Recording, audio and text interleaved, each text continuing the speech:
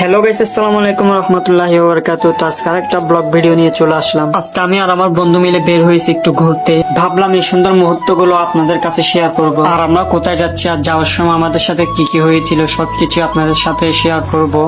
তো আমরা দুই বন্ধু গল্প করতে করতে প্রায় মেন রোডে চলে আসলাম। তো নামার পর আমি মামাকে ভাড়াটা দিচ্ছি। তাড়াহুড়ো করে বিমানে উঠে পড়লাম। এটা হচ্ছে আমাদের চট্টগ্রামের লোকাল বিমান। যেহেতু বিমানের সিট খালি নাই, তাই আমাদের দুই বন্ধুকে দাঁড়া দাঁড়িয়ে যাইতে হচ্ছে। শুধু আমরা দুই বন্ধু না, আরো অনেকে দাঁড়া দাঁড়িয়ে যাইতেছে। তো আমরা কথা বলতে বলতে চলে আসলাম ভাটিয়ারিতে। আর আপনারা হয়তো বুঝে গেছেন যে আমরা কোথায় যাইতেছি। তো বিমান থেকে নেমে আমার বন্ধু ভাড়াটা দিয়ে দিচ্ছে। আমাদের এখান থেকে মাত্র ভাড়া হচ্ছে 5 টাকা। গাড়ি থেকে নেমে সামনে হেঁটে যাচ্ছি, কারণ আমাদের থেকে এখন একটা রিক্সা নিতে হবে। তো আমি আমার বন্ধুকে বলতেছি, বন্ধু ওখানে একটা রিক্সা চাই, ওখানে যায়। এই হলো আমার ক্যামেরাম্যান, সরি আমার বন্ধু। আমি রিক্সাওয়ালা মামাকে বলতেছি, মামা যাবেন? মামা বলতেছে হ্যাঁ যাবো। তো আমি বললাম, মামা এটা উঠাই দিতে হবে, কারণ আমরা ভিডিও করব। মামা পর্দাটা উঠে দেয়। তো উঠে দেওয়ার পর আমি আমার বন্ধু রিক্সাতে উঠি। দুজন বসেই পড়লাম। তো বসার পর আমার বন্ধু একটু ভিডিও করলো। আমার বন্ধু দেখি মোবাইল নিয়ে ভিডিও করা শুরু করে দিয়েছে। এই ব্রিজে এখানে বসে বসে অনেকজনের সময় কাটায়। আর এখান থেকে রেল লাইনের ভিউটা অনেক সুন্দর লাগে। অনেকক্ষণ রিক্সায় থাকার পর আমাদের থেকে এখন এখানে নেমে যেতে হবে, কারণ উপরে রিক্সা উঠবে না। আর সিএনজি করে আসলে অনেক টাকা, অত টাকা আমাদের থেকে নাই। মামাকে ভাড়াটা দিয়ে সামনের দিকে হেঁটে যেতে হবে এখন আমাদের থেকে। তো আমার বন্ধু তো আসার সাথে সাথে ভিডিও করা শুরু করে দিয়েছে।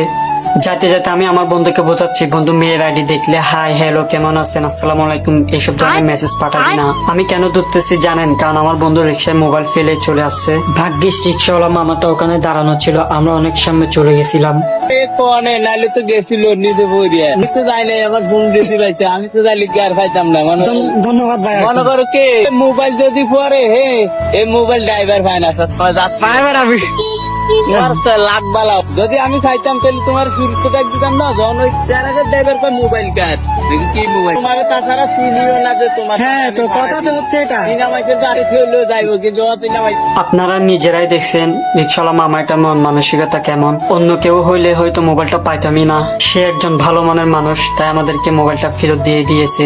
হাঁটতে হাঁটতে আমাদের একদম কোমর টোমর ব্যথা হয়ে গেছে, কারণ এখানে জায়গাগুলো উঁচ নিচ। তাই তো ফাইনালি আমরা চলে আসলাম। এখন টিকিট কাউন্টার থেকে টিকিট নিতেছি। আগে একটা টিকিট 30 টাকা করে ছিল, এখন একটা টিকিট 50 টাকা করে। কিছু করার নাই, নিতেই হবে। তো আমরা ভেতরে ঢুকে পড়লাম। তো ঢোকার সময় আর্মি ভাই আমাকে বলতেছে, ভাইয়ের টিকিট নিয়েছো? তো আমি বলতেছি হ্যাঁ ভাই, আমি ওখান থেকে টিকিট কাটছি। তো আমরা ফাইনালি ভিতরে ঢুকে পড়লাম। তো ঢুকে দেখেন যে যার যার মতো সময় কাটাচ্ছে। আসলে এখানে আসলে মনটা অনেক ভালো লাগে। এখান থেকে সাগর পার স্পষ্ট দেখা যায়, বড় বড় জাহাজগুলো স্পষ্ট দেখা যায়। তো আমি আপনাদেরকে দেখানোর চেষ্টা করতেছি। আপনাদের মন খারাপ থাকলে এইসব জায়গায় চলে আসবেন, এখানে এসে সময় কাটাবেন, অনেক ভালো লাগবে, মনটা একদম ফ্রেশ হয়ে যাবে। আর এখানে দুঃখের বিষয় হচ্ছে যে সবাই কাপেল আর আমরা দুই বন্ধু সিঙ্গেল। তো আসলে কি করব, আমাদের কপালে কোনো গার্লফ্রেন্ড নাই। যদি কোনো সময় হয় তাহলে এর চেয়ে সুন্দর জায়গায় নিয়ে যাব। তো নিচে অনেকক্ষণ সময় কাটাবার পর আমরা দুই বন্ধু এখন উপরে উঠতেছি। বন্ধুকে বলতেছি, বন্ধু চল উপরে গিয়ে একটু সময় কাটাই। আসলে উপর থেকে ভিউটা আরো অনেক সুন্দর লাগে, আপনাদেরকে দেখানোর চেষ্টা করতেছি।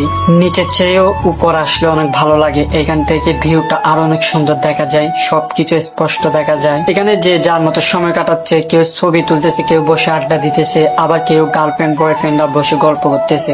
তো আমাদের কপালে গার্লফ্রেন্ড নাই, তাই একা একা বসে সময় কাটাচ্ছি। আসলে প্রকৃতির শান্তি পেতে হলে এরকম জায়গায় আসবেন, মনটা অনেক ভালো লাগবে। হঠাৎ এটা কি হলো, একটা পিলারের সাথে বাড়ি খেয়ে আমার ঘড়ির চেনটা খুলে যায়।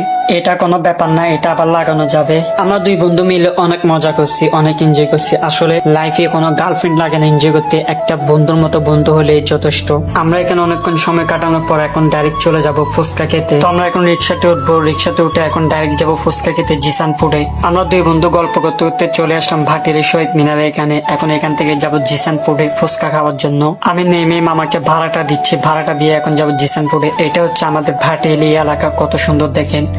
তো আমি হেঁটে হেঁটে যাচ্ছি জিসান ফুডের দিকে ফুচকা খাওয়ার জন্য। আমরা জিসান ফুডে চলে আসলাম। আসার পর ভাইয়াকে বলতেছে, ভাই 2 প্লেট ফুচকা দিন। তো আমাদের ফুচকা চলে আসছে। আমার বন্ধু ফুচকা খাওয়ার জন্য যত বড় হাঁটা করছে, ওটা দিয়ে একটা জাস্ট অনায়াসে হয়ে যাবে।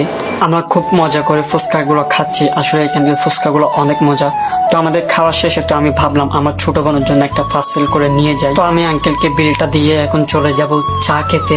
তো দোকান থেকে বের হয়ে গেলাম, দোকান থেকে বের হয়ে এখন যাব চা খেতে। আমাদের থেকে চা খাওয়ার জন্য জন্য রাস্তা পার হতে হবে। আমরা রাস্তা পার হয়ে গেছি, রাস্তা পার হয়ে এখন যাচ্ছি চায়ের দোকানে চা খেতে। তো আমি মামাকে বললাম, মামা 2 কাপ চা দাও। তো আমাদের চা রেডি। আর আমি আমার অফিসের কাজে অনেকবার আসতে হয় ভাটিয়ালিতে, তো আমি যতবারই আসি মামার থেকে 1 কাপ চা হলেও খাবো, কারণ মামার চা গুলো অনেক মজা। আমাদের চা খাওয়া শেষ, এখন বাড়ির উদ্দেশ্যে রওনা দিব।